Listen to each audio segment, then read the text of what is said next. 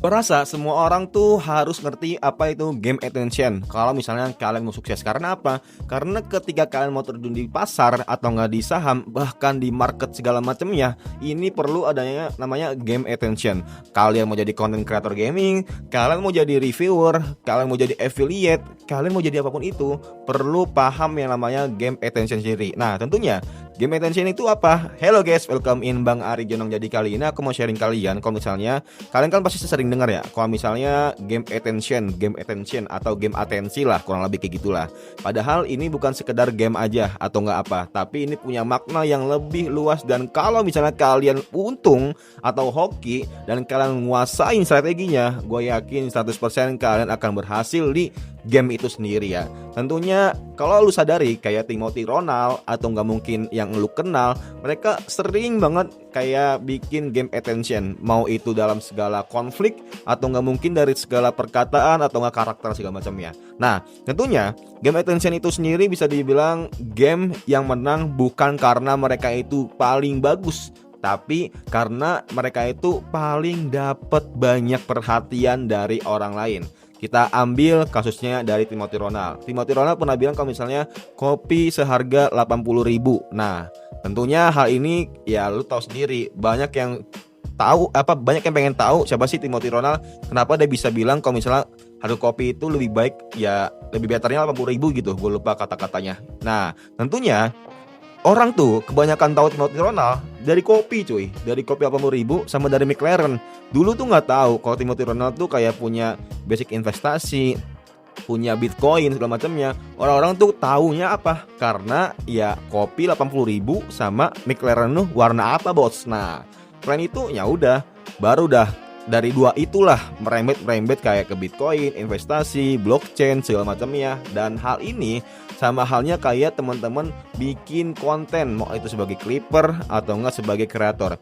Ketika teman-teman sering posting yang namanya kayak gameplay Mobile Legend, yang dimana yang sering ditampilin Savage atau enggak para penjoki kan sering tuh dia nampilin kayak konten atau shorts videonya itu yang keren-keren aja gitu, sambil mungkin ada video savage-nya, dibikin meme, diedit lagi, dibikin benar-benar 3D segala macamnya. Nah, inilah yang namanya game attention. Bukan mereka yang paling bagus, tapi yang mereka dapat perhatian.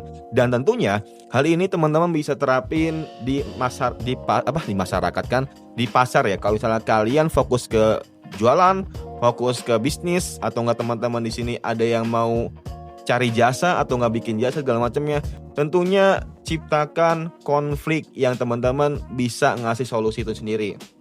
Mungkin terkesana kejam, tapi secara nggak langsung kalau misalnya teman-teman bisa menguasainya, bisa benar-benar paham cara dari awal sampai akhirnya gimana, tentunya teman-teman ya pastinya akan merasa iba.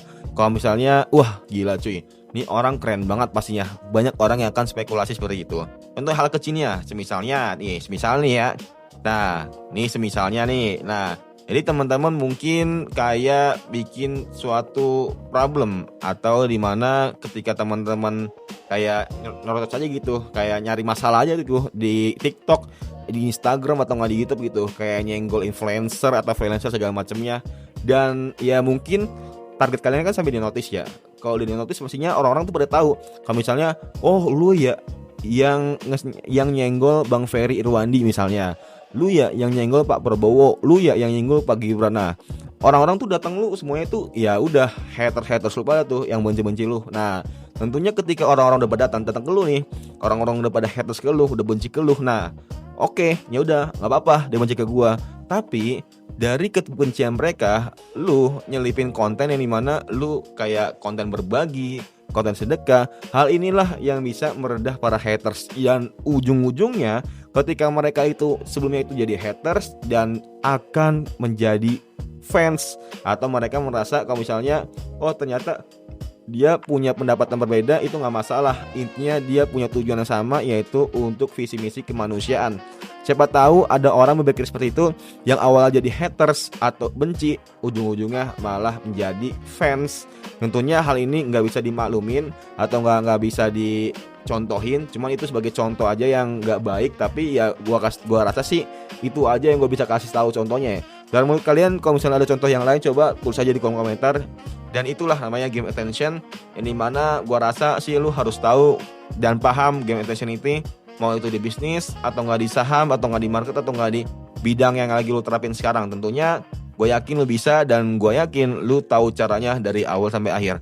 Kuasai permainan, jangan sampai orang lain yang menguasainya. Semoga bermanfaat and see you next time. Bye.